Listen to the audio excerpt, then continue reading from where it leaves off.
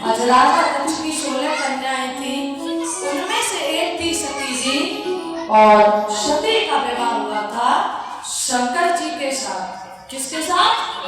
शंकर जी के साथ। लेकिन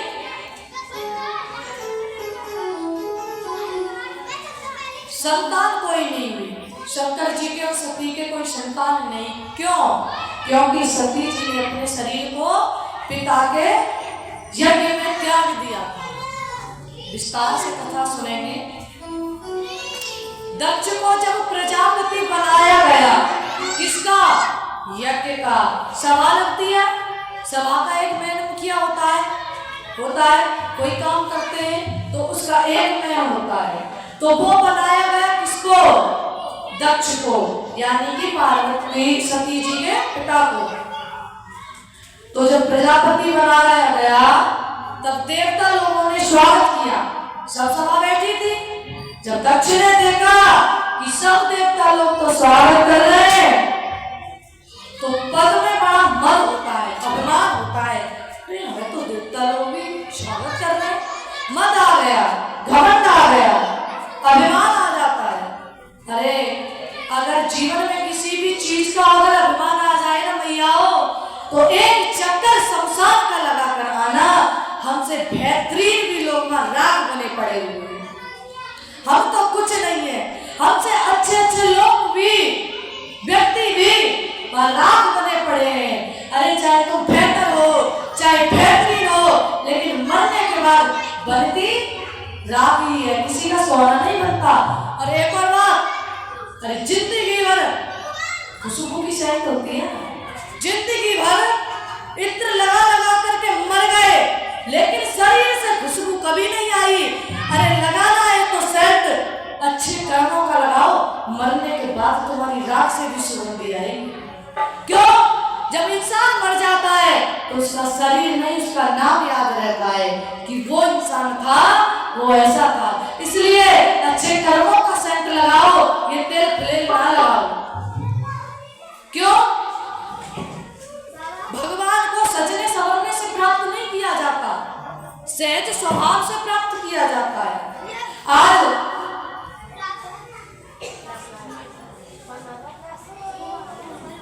जब दक्ष जी सभा में गया तो 3 लोगों ने उसको प्रणाम नहीं किया। मैया ना ब्रह्मा, ना विष्णु, ना महेश। महेश कहते हैं शंकर जी। और भैया जा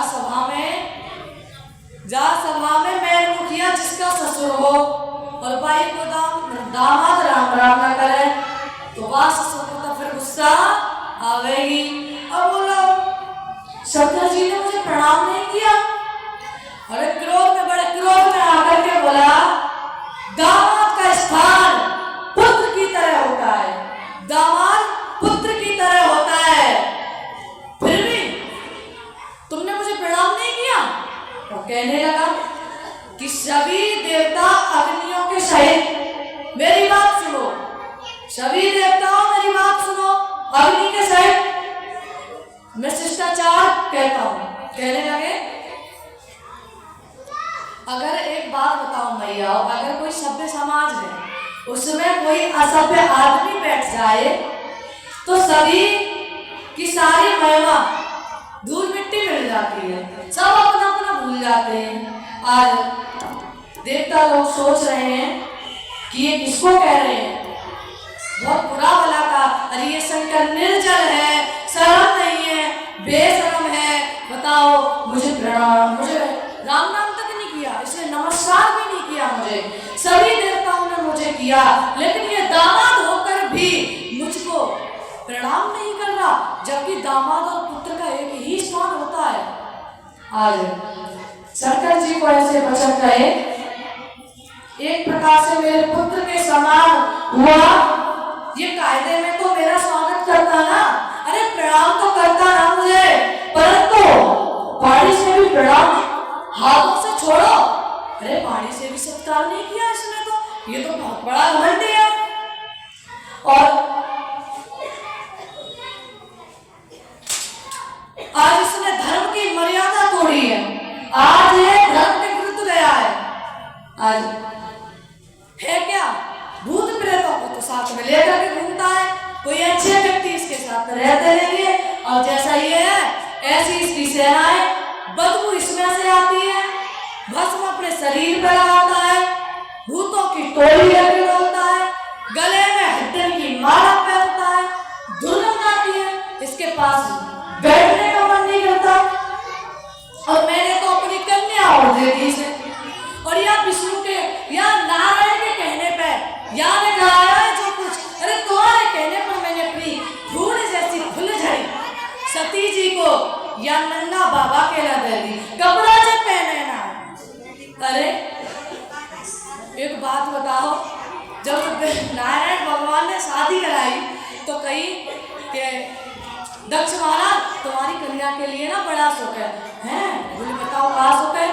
बोले सुनो, बोले बाबा कहीं अंधेरे में जाए तो लाइट की जरूरत नहीं है कि क्यों? बोले कैंसर कभी कटता ही नहीं।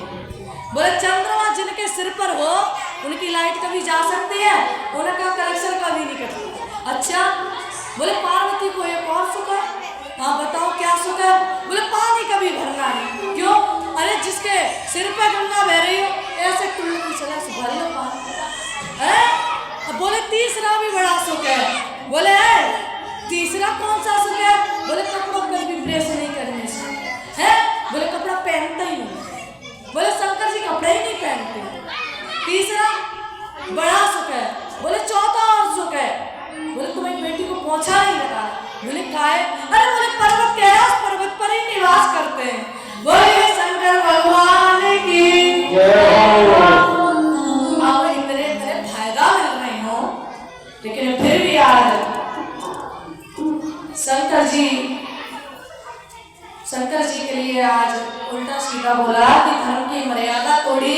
अरे भूत प्रेतों को साथ लेकर घूमता है, पागलों की तरह नंगा धंगा घूमता है, बाल घेरे रहता है, हंसता है, अरे कभी रोता है, शरीर पर चिता की भस्म लगाए रहता है, नरमुंडों की माला पहने रहता है, हड्डियों के गहने पहनता है। बताओ कोई हड्डियों के गहने पहनता होगा? और यह नाम तो बताओ क्या है? शिव। वैसे तो ये शिव है, वैसे तो वास्तव में अशिव है, नाम रख लिया है शिव, है अशिव। ये जैसा है वैसे ही इसे लोग पसंद है। कैसे? भूत प्रेत इसे। और मैंने तो ब्रह्मा जी के बहकावे में आके अपनी बेटी को और विवाह कर दियो। मैं और कहां से कहां मरो जो जाके ना मैंने अपनी इतनी सुंदर बेटी दे दी। आज बहुत बुरा भला कहा, लेकिन शिव जी ने कुछ नहीं कहा, चुपचाप बैठे रहे। और एक और बात बताएं भैया, एक शंकर जी ऐसे देव है जो नेक में रुक जाए, नेक नहीं बन जावे, और बाकी देवता टूट जाए तो बड़ी मुश्किल से बने, लेकिन शंकर जी बहुत जल्दी बन जावे अपने। आज शंकर जी ने कोई जवाब नहीं दिया, बिल्कुल चुपचाप बैठे हैं। अब शंकर जी तो चुपचाप बैठे रहे, और उनका पारा बड़ा हाई हो रहा है।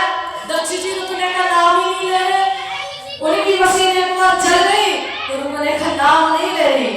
और दक्ष जी कहने लगे और श्राप देने के लिए तैयार हो गए। और दक्ष उल्टा सीधा तो बोला ही बोला, लेकिन श्राप देने के लिए तैयार हुआ। और जैसे ही श्राप देने को तैयार हुआ तो नंदी भोले बाबा के पास बैठे थे। तो नंदी बोले कि प्रभु आपका अपमान हो रहा है, बस अगर आपके साथ आपका बेटा जाए तो अपमान आप सहन कर लोगे, लेकिन बेटा सहन नहीं करेगा। आज नंदी बाबा बोले प्रभु आपका अपमान हो रहा है, और हम सब चुप खड़े और हम कुछ बोले नहीं। लेकिन बाबा ने आज्ञा दी, भोले बाबा ने, तब बोले नंदी। जब तक भोले बाबा की आज्ञा ना मिली तब तक नंदी भगवान कुछ नहीं बोले नंदी। और जब श्राप दे दिया कि मैं दक्ष कहने लगे, बक बक बक बक कर रहे हैं, लेकिन कह रहे हैं कि आज मैं शिव जी को श्राप देता हूं कि आज के बाद इसे किसी भी यज्ञ में भाग न दिया जाए, किसी भी यज्ञ में बुलाया ही न जाए। मैं इसे श्राप देता हूं। और सुनो, सभी देवताओं को कहीं भी यज्ञ हो पर यही नहीं आएगा, सब आएंगे। अब भैया जो बात अगर नंदी ने सुनी तो नंदीश्वर खड़े हो गए, उनसे बर्दाश्त नहीं हुआ और क्रोध में खड़े हो गए और बोले, अरे दक्ष प्रजापति, अरे पढ़ के मत में तुम महादेव की महिमा को भूल गया? कौन है ये? अरे कालों के काल महाकाल, देवों के देव महादेव, अरे सृष्टि के संहार करता है कौन? हमारे शंकर जी, और तू अपने मत में भूल गया और उनसे ऐसे बात करता है कर्मावतार। अरे वो इसलिए कुछ नहीं बोल रहे, वो भी आपको श्राप दे सकते हैं, लेकिन वो आपसे कुछ नहीं कह रहे। और जब से आए हो तब से बक बक बक बक करे जा रहे हो। अरे मैं भी आपको श्राप देता हूँ कि आपको बकरे का मुंह लग रहा है। बकरा होता है बक बक बक बक बक बक करता ही रहता है। आज नंदी भगवान ने भी, नंदीश्वर ने भी श्राप दे दिया, इधर से दक्ष ने भी श्राप दे दिया, अब दक्ष को भी श्राप दे दिया। अब दक्ष के पक्ष में उनके सारू बोलते हैं, सारू आपस में मतलब बहने बहने हो तो सारू हुए भृगु ऋषि, उनके पक्ष में थे भृगु ऋषि। अब राजा दक्ष के पक्ष में भृगु ऋषि खड़े हो गए और भृगु ऋषि बोले, नंदी तुम बीच में नहीं आओगे, अगर तुम बीच में आओगे तो हम भी बीच में आएंगे, तुम ये समझ रहे हो? अगर आप बोलोगे तो हम भी बोलोगे, और ठीक है आपने श्राप दे दिया और मैं भी आपको श्राप देता हूँ कि शिव के सारे गण पाखंडी हो जाए। अब भैया, अरे भाई अब यहाँ तो घमासान युद्ध होने लगा, और जब घमासान युद्ध चल रहा, अब शिव जी के भक्त सब खड़े हो गए और बोले, अरे हम भी तुम्हें सब श्राप देते हैं, जैसे ब्राह्मण सब, तुम जैसे सारे ब्राह्मण भिखमंगा। अब तो भैया भोले बाबा सोच रहे हैं ये स्वागत समारोह चल रहा है या श्राप समारोह चल रहा है, या स्वागत तो कहीं नहीं हो रहा है तो श्राप समारोह, श्रापों की सभा चल रही है। आज भोले बाबा अपने गणों को बोले शांत हो जाओ, और भोले बाबा अपने गणों को वहां से लेकर के चल दिए तुरंत और कैलाश पर्वत पर आ गए। और दक्ष को क्रोध आया, लेकिन भोले बाबा तो आ गए बिना कुछ बोले, कुछ नहीं कहा, लेकिन दक्ष का क्रोध शांत नहीं हुआ। कुछ दिन के बाद बदले की भावना से, बदला लेने के लिए हरिद्वार में गंगा तट पर विशाल यज्ञ करवाया। जगह का नाम है भैया हरिद्वार, हरि का द्वार, भोले बाबा की बहुत मान्यता है हरिद्वार में। और सारे देवताओं को बुलाया पर महादेव जी को नहीं बुलाया। और सभी देवताओं को पता चला कि शंकर जी को नहीं बुलाया, फिर भी विमान ऊपर से लेके आ रहे हैं, उसको चिड़ैया, हमें चिड़ैया, इसको नहीं दिया हम तो जरूर जाएंगे, लेकिन ब्रह्मा और विष्णु नहीं गए। बाकी सभी देवता और तो और उनके घर के ऊपर से हम जा रहे हैं ताकि शंकर जी और देख रहे हैं कि हाँ हम जा रहे हैं, देख लो तुम्हारे ससुर ने तुम्हें ना बुलाया लेकिन हमें बुलाया।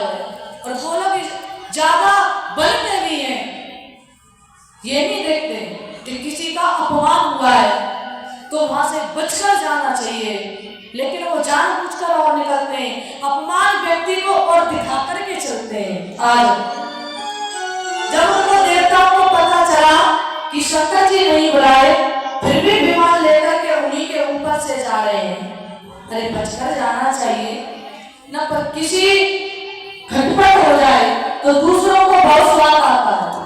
अगर किसी की लड़ाई हो जाए, खटपट हो जाए तो बीच वाले बड़े आनंद ले, बहुत ज्यादा आनंद लेना, बीच वाले नहीं आओ। जब सती ने देखा, शंकर जी को तो कोई मतलब ही नहीं, लेकिन सती मैया की नजर पड़ गई और सती मैया ने देखा कि क्या बात है, भाई इतने बीमार कहाँ जा रही है बड़ा सज संवर के। और जब पूछा अरे बहनाओ तो कहाँ जा रही हो, सब देवांगनाएं जा रही थी ना, तो उन्होंने बताया अरे तो यहाँ बैठी है, तेरे पिताजी के यहाँ तो यज्ञ हो रहा और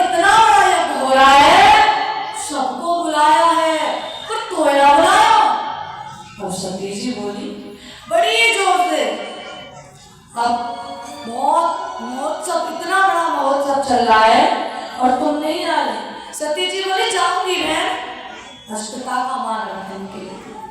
कोई पिता कैसा भी हो, लेकिन बेटी ऐसी होती है, बेटा पूछे ना पूछे फोन करके पिता का ही हो, लेकिन बेटी अवश्य पूछती है। बेटी तो बेटी होती है।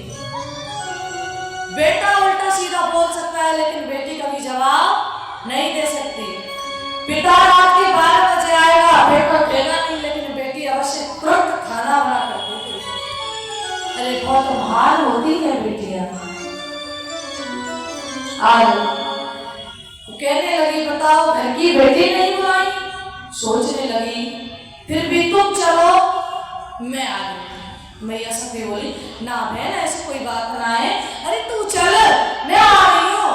थोड़े शंकर जी ना आए, वो कोई काम से गए और शंकर जी को साथ में लेके आ रही हूँ। अब सती जी बड़ी सोच में पड़ गई और चिट्ठी आई नहीं। बिना चिट्ठी के भोले बाबा कैसे जाए, चिट्ठी भी ना आई, कुछ भी नहीं। और सती जी बोली ऐसा कैसे कि मेरे पिता ने मुझे नहीं बुलाया। अरे बेटी को तो बुलाना था, दामाद से नाराज थे। आ जाओ भोले बाबा, अब भोले बाबा को कैसे ले जाऊं, क्या करूं। अब तो पत्नी चरण दबाने लगी। अगर पति से कुछ काम होना तो पत्नी जी चरणों पे पहले आकर के लगती है। अब धीरे धीरे चरण दबाने लगी। महादेव ने कहा क्या बात है देवी जी, पत्नी बड़ी चालाक होती है, अपनी कोई बात हो तो पहले ही चरण पकड़ कर बैठ जाएंगी ताकि शंकर जी बोले कहो क्या बात है। आज बोली कि पतिदेव ऊपर से विमान जा रहे हैं। अरे तो पिता के घर जा रहे हैं, पिताजी के घर यज्ञ है, मैंने सुना है आपके ससुर ने बड़ा भारी यज्ञ किया है। बोले हाँ देखिए सब वहीं जा रहे हैं, आपकी आज्ञा हो तो हम भी चलें। आज अरे बहनें भी अपने अपने पतियों के साथ उस यज्ञ में शामिल होने के लिए जा रही हैं। भोले बाबा बोले जा तो नहीं है, उनके बायकागा कार्ड में घर मोटरसाइकिल तेना तो आओ है, लेकिन हमारे ना मोटरसाइकिल का चिट्ठी ना आई। फोन ना करो कि तुम आ जाइयो, और तो और कहो तो खबर ही ना भिजवाई, कोई पड़ोसी कह देगा। आज चिट्ठी भी नहीं आई। अरे बहाना बनाने लगी और मैया कहने लगी चिट्ठी तो आई है। बोले कहाँ चिट्ठी दिखाओ, मैंने संभाल कर ना रखी। हाँ शंकर जी बोले मुझे पता चल गया कि कोई संदेश नहीं आया। पार्वती मैया आज आप झूठ बोल रही हैं। आज यहाँ देखो पार्वती मैया पिता के लिए पति से झूठ बोल रही है, जबकि शादी के बाद पति का घर संभालना चाहिए, पिता का नहीं। पति का पहले है, अगर पति का बिगड़ गया पिता का तो संभलता ही है। आज पार्वती मैया कहने लगी आपको कैसे पता चला भोले बाबा ये यज्ञ हो रहा है, ये हमारी वजह से हो रहा है। भोले बाबा बोले सती जी ये यज्ञ हमारी वजह से हो रहा है, इसलिए हमें पता है संदेश नहीं आएगा। कि क्यों? फिर भोले बाबा ने सारी बात बताई। सभा चल रही थी, मैंने तुम्हारे पिता को प्रणाम नहीं किया तो मुझे उल्टा सीधा बोला और श्राप पे श्राप, श्राप पे श्राप चले जा रहे, तो इसलिए मेरा अपमान करने के लिए ही उन्होंने यज्ञ कराया है। देखो अब जब सारी बात बताई फिर भी मैया के दिमाग में नहीं आई। अब मैया बोली अब तो मैं जरूर जाऊंगी। अरे जिनका संबंध नहीं है वो भी अपने पतियों के साथ जा रही है।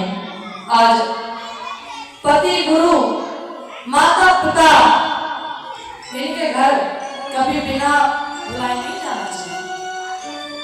आज सब अपने अपने पति के साथ जा रही है। पापा ने समझाया कि गौरा बिना बुलाए मत जाओ, पछताओगी।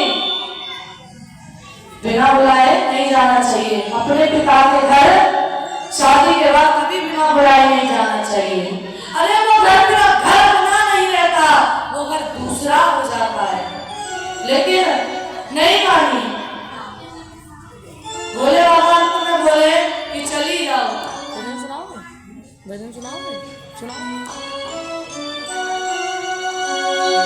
जब भोले बाबा बोले चली जाओ, और मुझे तो उचित नहीं लगता, मुझे तो अच्छा नहीं लगेगा, आप जा रही हो लेकिन आप अपनी मर्जी से जाओ, लेकिन मेरा वहां भेजने का आपसे दिल नहीं कर रहा। तो बिना बुलाए जाना किसी के बाद अच्छा नहीं है।